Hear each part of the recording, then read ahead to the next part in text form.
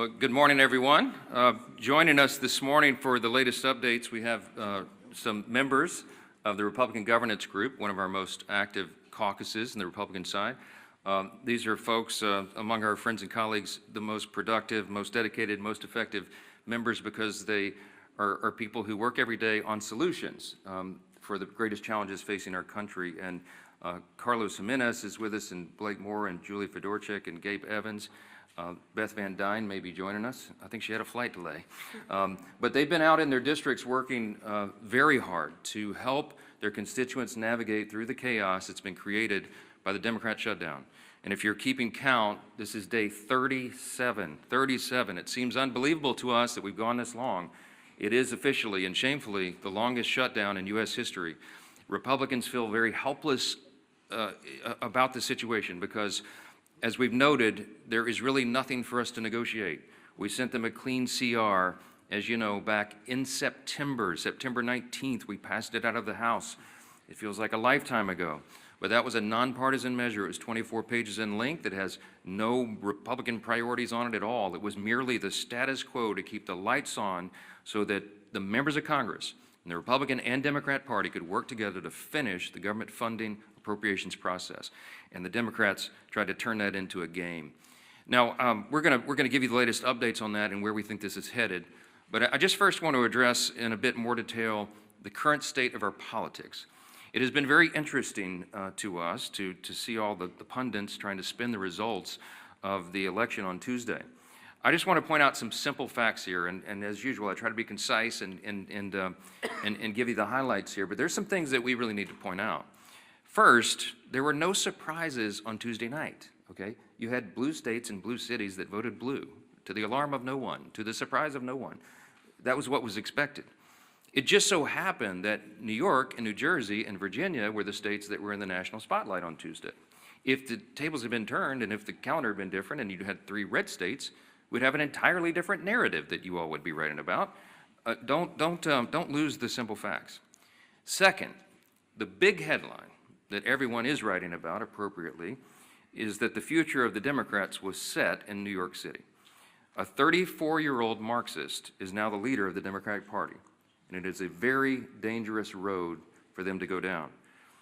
I want to say this because a lot's been said about the Mamdani campaign.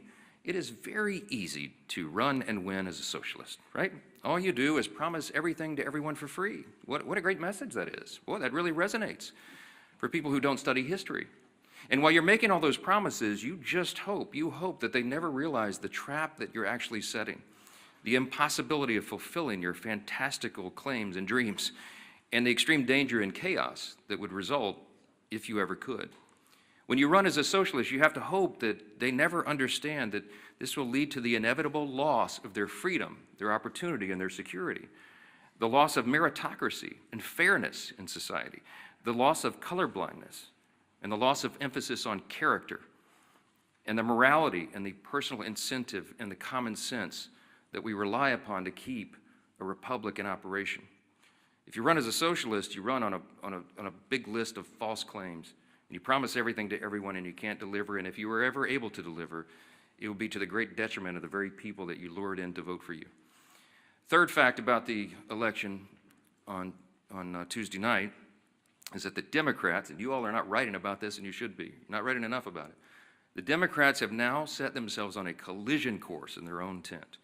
If you look at Spanberger in Virginia and Sherrill in New Jersey, they tried to run as moderate pragmatists. That's how they self-described. But they will be no match for the coming communist wave taking over their party right now. The energy is on the side of the Marxists. Look no further than the top 2 Democrats here in Congress. We've noted this here every day. They had to bend the knee to the socialists. Hakeem Jeffries and Chuck Schumer are both from New York. The top Democrat leader in the House and the top Democrat leader in the Senate, they couldn't get around that. And so Hakeem had to ultimately embrace it. He had to give the full blessing to Mamdani and his agenda, and he co-owns it.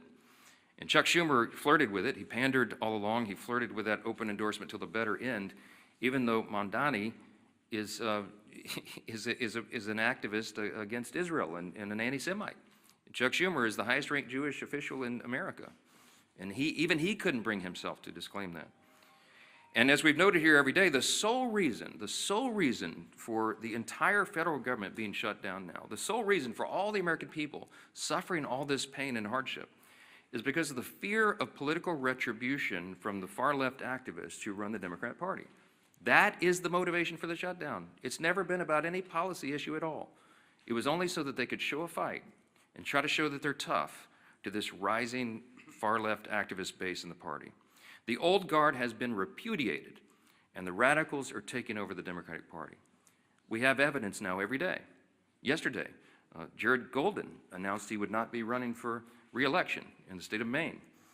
He's a moderate, and he has no place in his party anymore. And then this morning, you saw the headline. Former Speaker Nancy Pelosi has now announced her retirement this morning.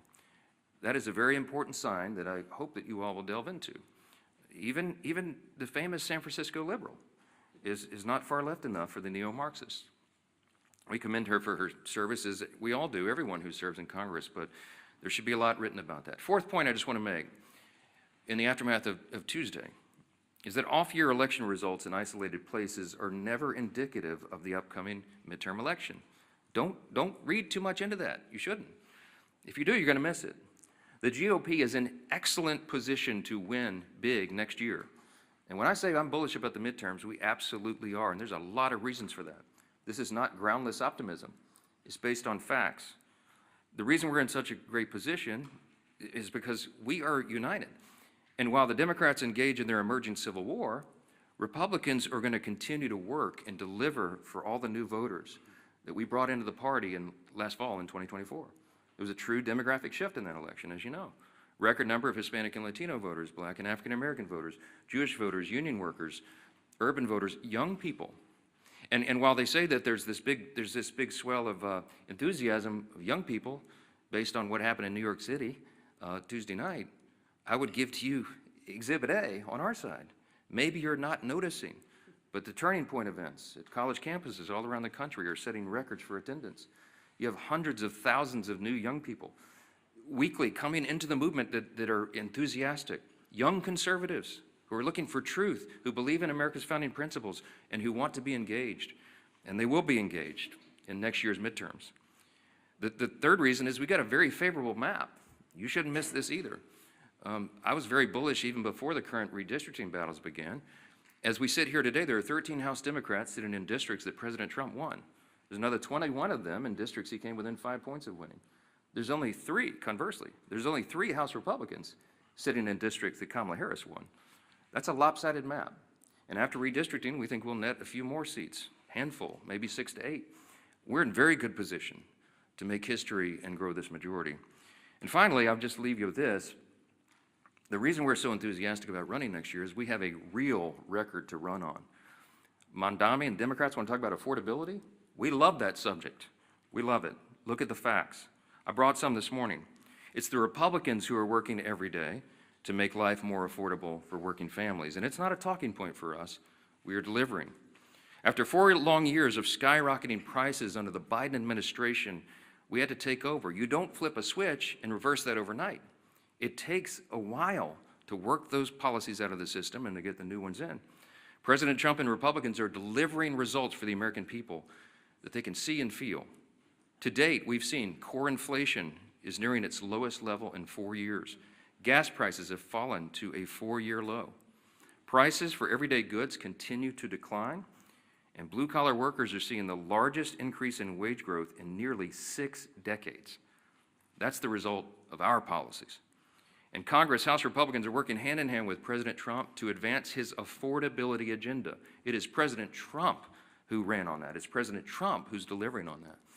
And we are all partners in that new effort to make America great again. It begins with the economy, and we know that. We're laser focused on making a difference in the lives of hardworking American families. Here's another demonstration, the Working Families Tax Cut. It is aptly named.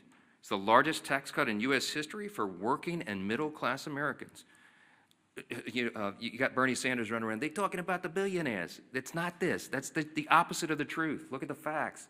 That bill was written for lower and middle-class earners, and they are the ones that will feel the positive effects going into next year.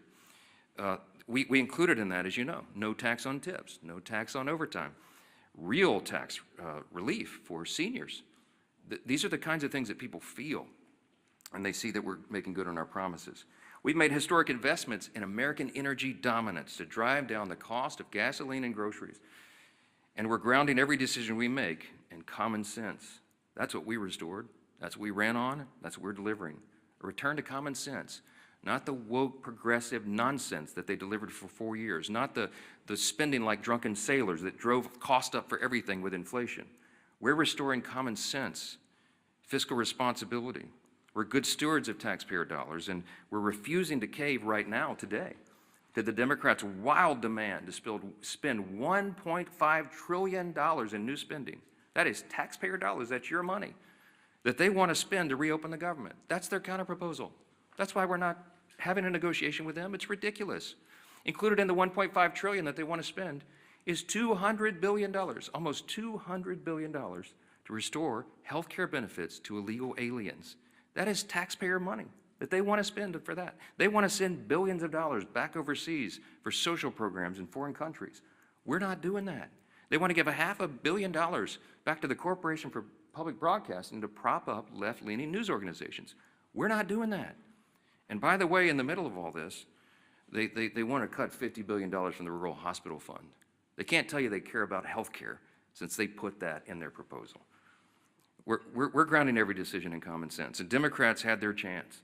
When they controlled Washington, look at the history. Don't forget it. This was just a year ago. You know what we inherited? They left us with a 40-year high inflation, higher taxes and energy prices, and massive instability around the world. And what did they do in June of this year? This is the most recent history no one can forget. They voted against no tax on tips. They voted against no taxes on Social Security. They voted against a larger child tax credit. The Democrats in the House and Senate voted against lower energy prices, against more American manufacturing and jobs, and against lowering health care premiums by 12%.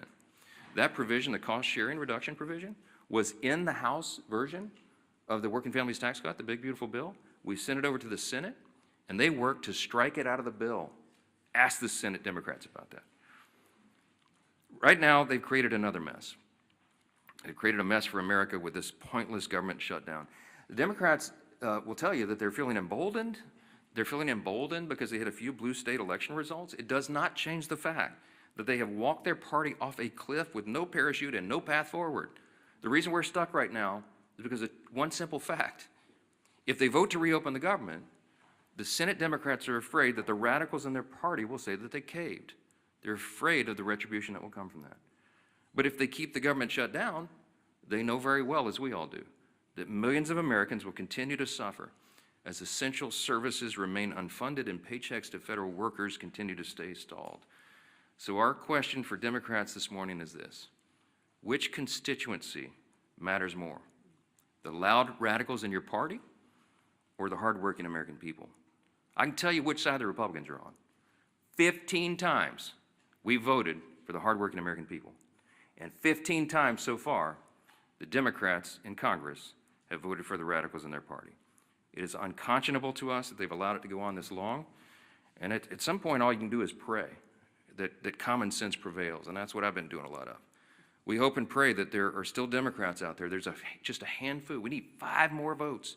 5 centrist, common sense Democrats in the Senate to come to those senses and do the right thing. It's time for them to put their country first.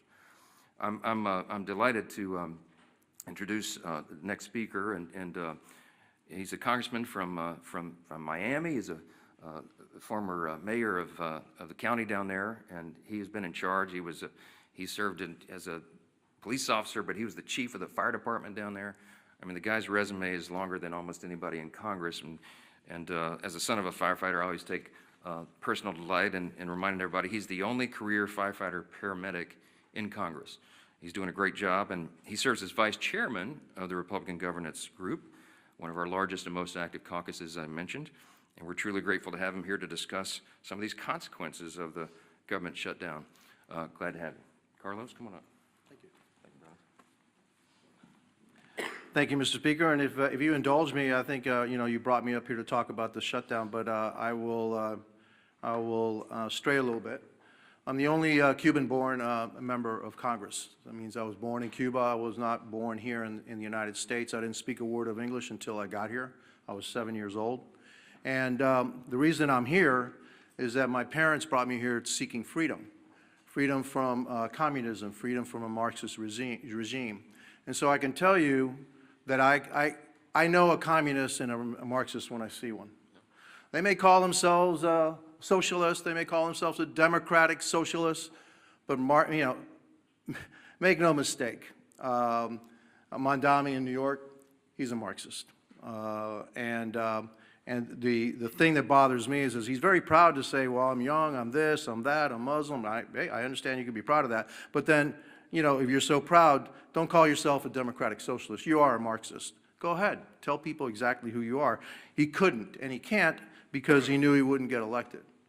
But I hope that the people of New York do not suffer the same consequences that my homeland of Cuba has suffered. Castro and the Castro regime destroyed my homeland. They can't even keep the lights on. They don't have food, they don't have medicine, they can't keep the lights on. It's a total disaster of an island, a beautiful island that actually had the second highest standard of living in the Western Hemisphere when the regime took over. And so one of the reasons I'm in Congress, the primary reason I'm in Congress, is that I want to make sure that my children and grandchildren never suffer the same fate that my parents did, having to leave their country and bring us to a new country with about $10 in their pocket. Now, that's what makes this country great. My parents came here with $10 in their pocket and a watch. By the way, I still have that watch. All right. And here I am. Their son was a firefighter. He was a city manager. He was a county commissioner, county mayor of the largest county in the state of Florida, and now a member of Congress. I don't think there's too many countries that you can say that can happen. That's why I love this country. That's why I will fight for this country. And again, I know a Marxist when I see one. And it's unfortunate that the Democrat Party is heading that way, which means we just have to fight that much harder. Here to talk about the shutdown. And so, I'm Congressman Carlos Jimenez again. I represent the state of Florida, Miami, and the Keys. Today I'm standing in for my friend, RG2 Chairman David Valadeo of California, with one clear message, and I want to thank also the other members of RG2 that are here. The Republican Governance Group focus has always been about governing responsibly. RG2 is committed to putting results ahead of rhetoric, keeping the government functioning, and finding practical, common sense solutions that improve the lives of the American people. That's what we're here to do. And that means that we do what's right, even when it's hard. Yes, we're here on day 37 of the Democrat government shutdown, and with each passing day, more Americans are feeling the impact. The effects in my hometown or in my state. In my home state of Florida, 155,000 federal employees have not received their paychecks. Close to 2 million Floridians who rely on SNAP, including more than 1 million children, will not be getting their benefits. My colleagues on the other side insist we have chosen, my colleagues on the other side of the aisle have chosen politics over food security for millions of Americans. Small business loans are being delayed, totaling nearly $300 million in missed distributions, costing our state an estimated $1.7 billion in economic benefit alone. Starting Friday, 10% of the American airspace is going to be reduced because of the shutdowns ahead of the busy holiday season. More than 3,500 flights will either be delayed or canceled altogether. That's true effect of this shutdown. Let me be clear, holding the government hostage is not a responsible way to negotiate policy. On September 19th, the House of Representatives voted to extend government funding to keep the government open. And as the Speaker said, with a clean CR. There were no riders in it. There's no policy differences. It's actually a Biden budget, right? And so, what is the problem? No, there is no problem. It's politics. That's the problem. Meanwhile, Senate Democrats have voted 14, now you say 15 times to keep the government closed. The funding bill before the Senate is the same short-term continuing resolution that we passed 15 times under President Biden with bipartisan support. And I supported each and every one of them to keep the government open. And I know that most, if not all, the members of RG2 also voted for the CRs to keep the government funded. We can and should debate serious issues like healthcare costs, but not at the expense of hardworking American families. I urge my Senate Democrat colleagues to pass the continuing resolution so that we can reopen the government and return to the table to negotiate real solutions. History shows that when Congress works together, we can find solutions without inflicting pain on the American people. I urge Senate Democrats again to reopen the government, end the suffering, and then join us in crafting meaningful bipartisan policy meant to improve the lives of everyday Americans. That's how we govern responsibly, and that's how we serve the American people. And I want to thank you for giving me the opportunity, and I guess now I want to turn the dais over to our Majority Leader, Steve Scalise. Well, thank you, Carlos. And what an honor it is to follow my dear friend Carlos Jimenez, who really is the epitome of the American dream. You know, when you hear stories like his, sad stories, the root of it, having to flee your home country because Cuba fell to Marxism, to communism. But luckily, for people like Carlos, all around the world, there's one place that they can look to if they want a North Star. If they still believe in freedom, they yearn for that desire, and then it fails in their home country, they can look to the United States because the United States represents freedom all around the world. And how dangerous of a position that is when Marxists from within try to change it here, try to unravel what makes America so great. And as Carlos came to seek that freedom that millions others have as well, like my great-grandparents who came from Italy to seek that same freedom. Ronald Reagan said it best: freedom is only one generation away from extinction if we don't fight to defend it. Those words of Reagan still ring true today because, Carlos, we will continue to fight for freedom. But it's not an empty fight. There are people on the other side here in America that are pushing back, that want to destroy that capitalist free market system. And so when you look at the results of the election, anybody that wants to go celebrate a blue state voting blue, what they're not acknowledging is what happened in a city like New York. It reverberates. When New York elects a Marxist as their mayor, there are other Democrats that are now looking and saying, does the Democrat Party represent me anymore? And today you heard it again. Democrats are the ones who are looking and saying that they're done with the Democrat Party. Jared Golden yesterday announced he's not going to run again. And he didn't just say he wasn't going to run again because he got tired of serving in Congress. I think it's really important to pay attention to what Jared Golden said. And he is in a swing district. Jared Golden is one of those moderate Democrats who represents maybe the old Democrat Party now, what was discarded by the voters on Democrat cities and states. But it's not where America is. So when Jared Golden announced yesterday he's not going to run again, he said, quote, "We're allowing the most extreme pugilistic elements of our party to call the shots. Just look again at the shutdown. For as long as I can remember, we have opposed shutting down the government over policy disputes. We criticized Republicans for taking hostages this way." That was Jared Golden explaining why he's done with being a Democrat in Congress.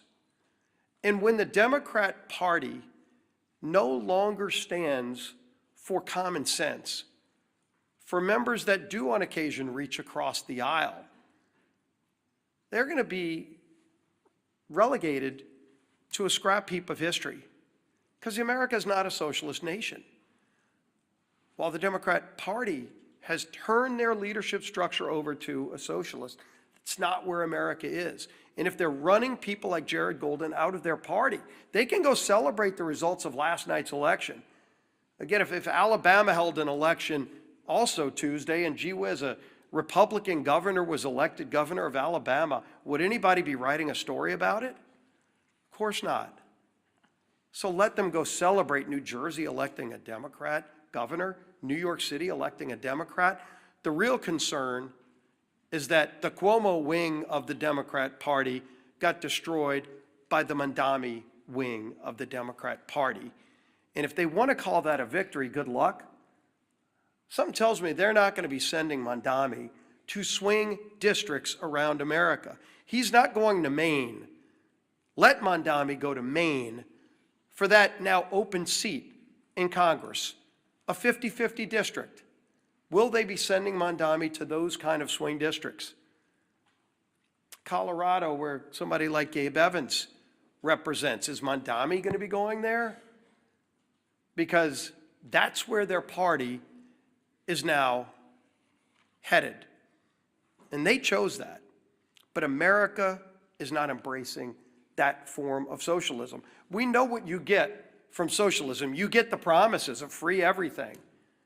But Americans know innately there's no such thing as a free lunch. All you end up with, the results, are the hollow promises and the failures that come with those promises, because you know you get what you pay for. And somebody else is going to have to pay for that free thing. And a lot of those rich people they love denouncing are leaving. Many have already left. So even when they go raise taxes even more with the highest rates you can imagine, who's going to pay those higher rates? It's not going to be the millionaires and billionaires. Many of them have already left. It's going to be hardworking families in New York City. Good news for you, you might be making $100,000 a year. By the way, a police officer married to a school teacher makes more than that in New York City. They're going to be the quote-unquote rich who get the higher taxes and the free buses and the grocery stores that are run by the government with empty shelves and expired food. That's what they're going to get. But the rest of America is not going to have it. So while Democrats keep the government shut down, and they brag about it, I mean, you heard Senator Murphy yesterday, quote, "I think we're in an enormously strong position right now." Strong position? What's so strong about taking food out of the mouths of 42 American families? What is strong about that, Senator? Sure, you can vote again today to keep the government shut down, but there's nothing strong about denying food to people who are low income and who can't afford it. That's a weak place to be. But that's what they're bragging about. When, as we saw, the transportation secretary yesterday said 10% of flights are going to have to be cut back because we don't have enough air traffic controllers because Democrats chose not to pay them. And so people are getting ready to go travel to see their family, hopefully, for Thanksgiving. But they're not going to be able to get that flight. They're going to have to leave a day or two earlier to drive. Maybe they won't be able to fly. But don't worry. Some Democrat senator thinks he's in a stronger position because he's now leveraged Americans as pawns in some game. That's what they think this is. It's disgusting. And the American people are catching on.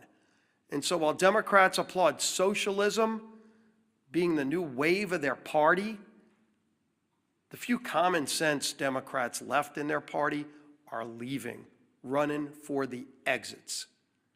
Well, you might be able to leave New York City and go to Florida or Texas or somewhere else, but if they destroy America, there's nowhere else to go. That's why we're going to fight for freedom every single day, and their approach to Marxism, socialism, whatever you want to call it, will not prevail in America. Our whip, Tom Emmer.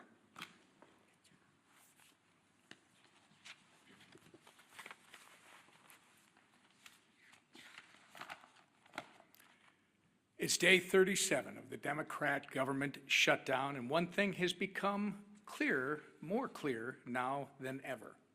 The Democrat Party of today is not your grandparents' Democrat Party. They refuse to govern. They resort to hostage-taking when they don't get their way. They routinely put politics before people.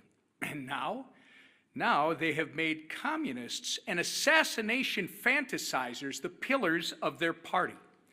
Democrats claim they want to make life more affordable for hardworking Americans, but every time that they've had the majorities in Congress and a Democrat president in the White House, they've done the exact opposite. Take the American Rescue Plan under Joe Biden, for example, which was later deemed by economic experts as the, quote, original sin that led to double-digit inflation. Or look at the Affordable Care Act, which is so unaffordable, they have to pay people to use it. The Democrats have no moral high ground to stand on when it comes to good governance. They don't know what it is. And when they claim that they're fighting for you, do not believe them. Because if this shutdown has taught us anything, it's that the Democrats will willingly inflict pain on the American people if they think it gives them political leverage. Their kamikaze politicians and their constituents deserve better. In stark contrast, however, Republicans have done our jobs. We passed a nonpartisan government funding bill out of the House over a month ago.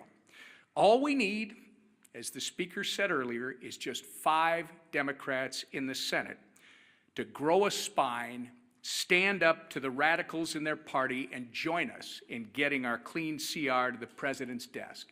Enough is enough. It's past time for Democrats to end the political games and reopen the government for the people they were elected to serve. Our conference chair, Lisa McClain. Thank you. Well, good morning, everybody. Again, here we are. Yesterday, Americans woke up to an unthinkable reality. And Carlos touched on it earlier. A communist was elected mayor in America's largest city. How did this happen? Ask yourself, how did this happen? It happened because a small socialist portion of this country took control of the Democrat Party. A party that is now apparently united behind a socialist agenda.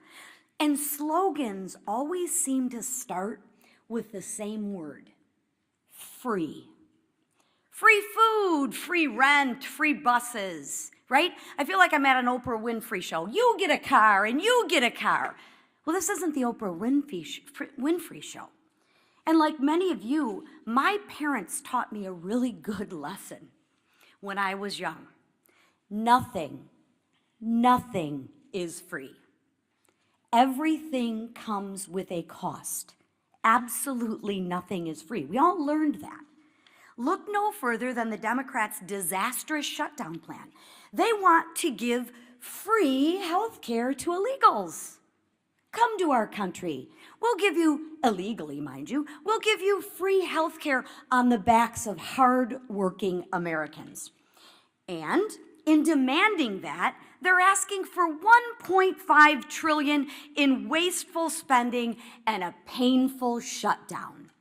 A shutdown that has denied food assistance to 42 million American families. 42 million American families. A shutdown that has forced law enforcement to work without pay. But don't worry, I'm sure those law enforcement agents can go and get free food from their local grocery store, and somebody will pay their free rent, right? Yeah, I live in reality, not fantasy. The Democrats want to jeopardize our national security. And now, flights have been reduced by 10% at 40 of our major airports. I think air traffic, like when you get on a plane, what's next? Like your plane rides are going to be free too? I mean, why stop at food and buses? Let's just give everything free.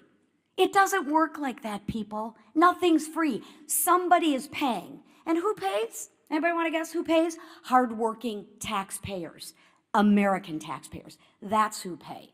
Nothing's free, right? Nothing is free. Look at your Republican leaders. Just compare and contrast. That's why we voted more than a month ago to actually fund the government. That's why we've been working in our districts to help those that are suffering. And that's why we are delivering real results that drive down gas prices and drive down mortgage rates and drive down the price of eggs. No one's reporting on the price of eggs anymore, right? Now, not for illegals, not for radicals, and not for communists who despise this country, but for the men and women who love America, like Carlos and his family who came over. And let's keep it that way, and let's make sure that we keep America strong every day. So to the Democrats, let me be clear. Republicans will still be there when your communist lawmakers aren't. And when your communist kingmakers finally give you permission to put Americans first again, Republicans will still be here. We'll still be here when your socialist experiment collapses, because it always does. And we'll still be standing shoulder to shoulder with the hardworking Americans who aren't demanding free groceries, free buses, free rent. No, we will be standing shoulder to shoulder, demanding nothing less than freedom.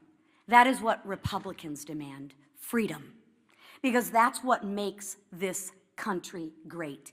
Not socialism, not government control, but freedom. Thank you. All right, questions? Yeah, go ahead. Go ahead. The Supreme Court, and specifically Justice Gorsuch yesterday, seemed concerned about the Trump administration's usurping congressional authority, calling it a, quote, one-way ratchet that can't be turned back. What's your response to that? Are the justices right to be concerned that Congress isn't fulfilling its constitutional obligations? I don't find myself in disagreement with Justice Gorsuch too often, but I think he's missed the mark on this one. First of all, I don't think you should read too much into the questioning that you heard at the Supreme Court. I mean, this is part of judicial review. It's a cherished part of that tradition. I used to be one of those litigators. I did constitutional law, oral argument, and I would have liked to have argued that case yesterday, because I think the law is clearly on the side of what the administration has done. I'll remind you that I'm a jealous guardian of Article 1. You know, the legislative branch of government in our constitutional system is the most important. It was placed first in prominence. And that's true. And while Congress has a role to play in tariffs and related trade and economic policy, the executive branch does as well. And I think the president has used that well within the bounds of what he's allowed to do, because he's addressing what was truly a crisis for the country. The trade disparity had gone on for decades. It was creating a real imbalance, and it was adversely affecting American people and consumers. Remember that he ran on this idea. He talked about tariffs on the campaign trail, and he got a popular and electoral college mandate in the election. So this is not some surprise. He's fulfilling the promise that he was elected to fulfill, in a literal sense. So I think the court has to give deference to that. I think the court has to recognize the executive is doing what they're doing. He's using tariffs to create leverage in our trade strategy, and it is yielding great results for the American people. And heaven forbid if it were reversed, because it would create chaos, which is one of the questions I think Justice Barrett asked, my old friend from Louisiana. I mean, that was an important question, because it would set back all of the strategy and the trade agreements and a lot of the things that have been accomplished for the people. So in summary, I would say, don't read too much into the questions. This is how the process works. I'm sure the court will look at this very carefully and deliberately, as they do, and I expect that we'll have a majority of the court that says that this administration is doing what they have the legal authority to do.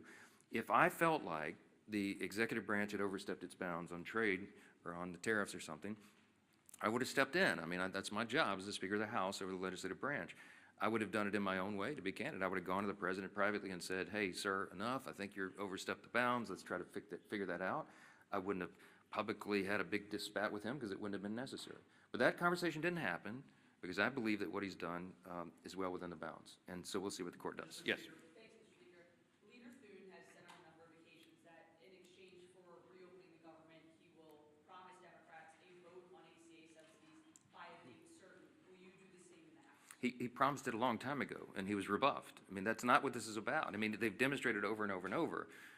Somebody said this is the Seinfeld shutdown. It's about nothing. If you brought in 100 Senate and House Democrats right now and said, what is it about? They wouldn't even give you the same answer. They don't even know. They filed a counter proposal that's $1.5 trillion in new spending with all the crazy abuses that I listed earlier today. That's still sitting out there. That's the counter proposal. Then they tried to say it was about health care. That was never the issue for the September 30th fiscal cliff. That was always a December issue. We always knew, everybody in the building knew, we were going to have to wrestle through that and come to a consensus on a solution on the COVID-era Obamacare subsidies in October, November, December. And ironically, they're eating up all the clock where that would have been done. It's not about any of this. It's about politics, as we explained earlier. They are more afraid of the radical activists who are running the Democratic Party right now than they are of starving families, having families go hungry and having federal workers go without paychecks. That's just a simple fact. So yes, Leader Thune has been over backwards. He's offered them a vote. You know what they told him in response? No, we need you to guarantee the outcome of that vote. Well, that's ridiculous. That can't be done. The House is in from the Senate. Will you assure the House members that they'll get a vote, House Democrats, that they'll get a vote on ACA subsidies by a date certain? No, because we did our job, and I'm not part of the negotiation. The House did its job on September 19th. I'm not promising anybody anything. I'm going to let this process play out. I'll tell you what they wanted.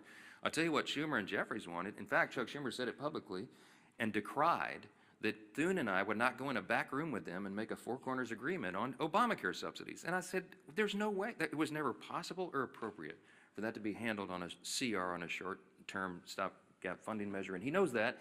And we're not doing that anymore. We're not taking four corners, four leaders in a back room and making a deal and hoisting it upon the people. I'm not going to be a part of that. Chuck Schumer is part of the old way this was done, and that's part of the reason why people have such a lack of trust in Congress. We need to be transparent, open. We need to do it through the process. We need to involve and engage all of our caucuses and all of our members in this discussion.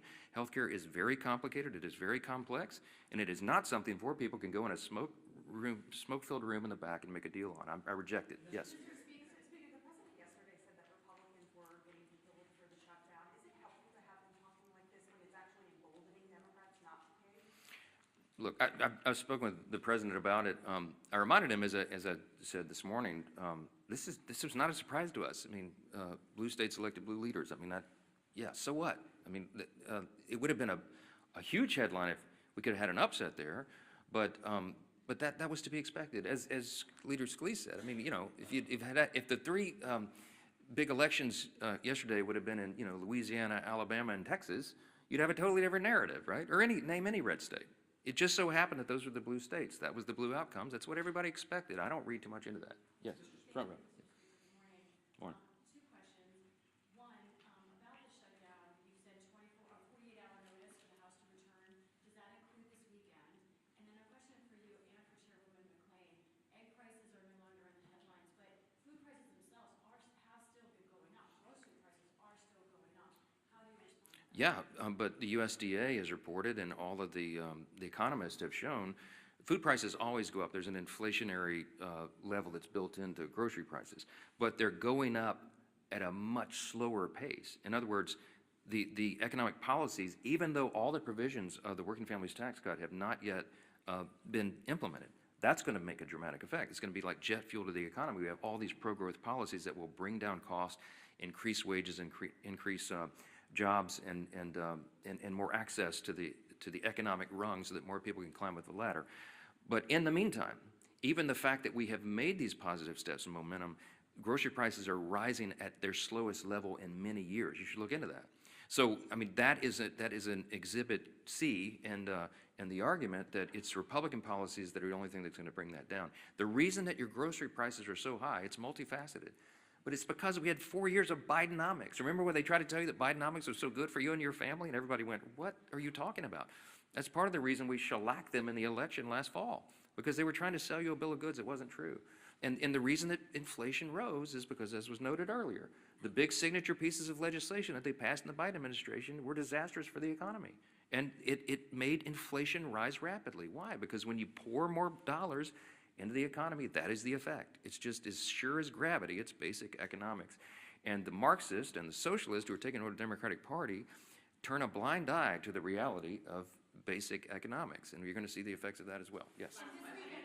This weekend, the election results in these blue states, but there were some significant reversals of Trump's gains with Hispanic populations, particularly in New Jersey. Are you at all concerned about Republicans retaining those voters in the next midterm election without something like that? No, I do believe that the demographic shift that we we were able to see and experience in the 2024 election will hold. I believe that large numbers of those new voters and these demographics that have not traditionally been with the Republican Party are with us. I will point you to the study that the Democrats themselves paid for that came out, a week or so ago, and they had, I think, hundreds of thousands of respondents to these polls. And the Democrats determined in their own analysis that they are regarded as weak, woke, and out of touch with the people, okay? That's why they lost last November, and that's why they're going to lose this coming November, okay? As Carlos Jimenez said, as a Cuban who came here, his family immigrated here, he came here when he was 7.